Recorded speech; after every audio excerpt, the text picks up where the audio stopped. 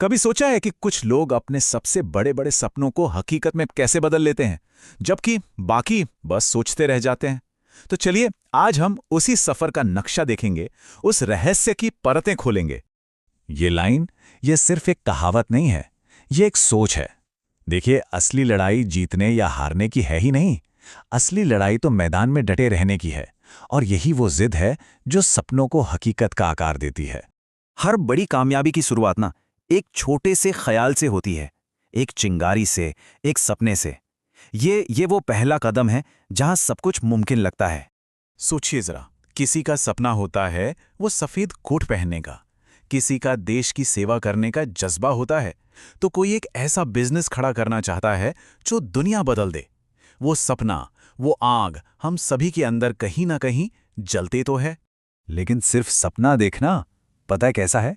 जैसे एक बीज को अपनी जेब में रखकर घूमना, उससे कुछ नहीं होगा।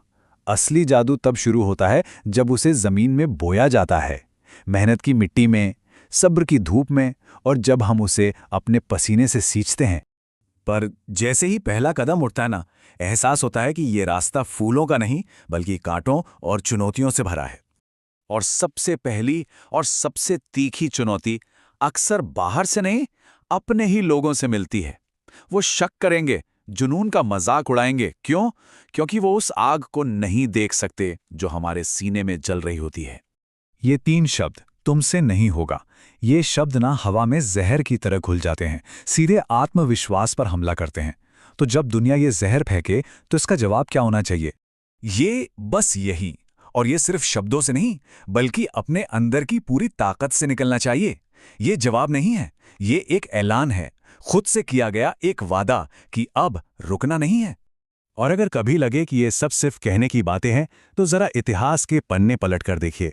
डॉक्टर APJ अब्दुल कलाम, एक लड़का जिसने अखबार बेचे, उसने सितारों तक पहुंचने का सपना देखा और उसे सच कर दिखाया। महानता जन्म से नहीं मिलती, जिद से मिलती है। तो फिर सवाल यह है कि इन बाहरी तूफानों से लड़ने की असली ताकत कहाँ से मिलती है? इसका सोर्स कहीं बाहर नहीं बल्कि हमारे अपने अंदर है। ये सब कुछ हमारी सोच का खेल है। अपनी सोच को ना एक चश्मे की तरह समझिए। एक पॉजिटिव चश्मा हर पत्थर में एक सीढ़ी दिखाएगा, और एक नेगेटिव चश्मा वो तो फूलों के बगीचे में भी सिर्फ कांटे ही दिखाएगा। तो चुनाव हमारा है कि हम कौन सा चश्मा पहनना चाहते हैं। और इसी सोच के साथ हमें असफलता मतलब फेलियर के साथ अपना रिश्ता बदलना होगा। ये कोई दुश्मन नहीं है, ये एक टीचर है। हर ठोकर हमें सिखाती है कि अगली बार कदम कहाँ रखना है। जरा उस बच्चे के बारे में सोचिए जो चलना सीख रहा है। वो 100 बार गिरता है, लेकिन क्या वो हार मान लेता है? नहीं, वो हर बार उठता है, पहले से थोड़ा और मजबूत होकर। अगर हम भी अपनी असफलताओं को इसी नजर से देखें तो हमें कोई नहीं रोक सकता। स्वामी विवेकानंद का ये सिर्फ एक वाक्य नहीं है, ये एक आग है। एक ऐसी आग जो हमें तब भी गर्म रखती है जब दुनिया ठंडी और निराशा से भरी लगती है। ये याद दिलाता है कि लक्ष्य तक पहुंचने से पहले रुकना कोई ऑप्शन ही नहीं है।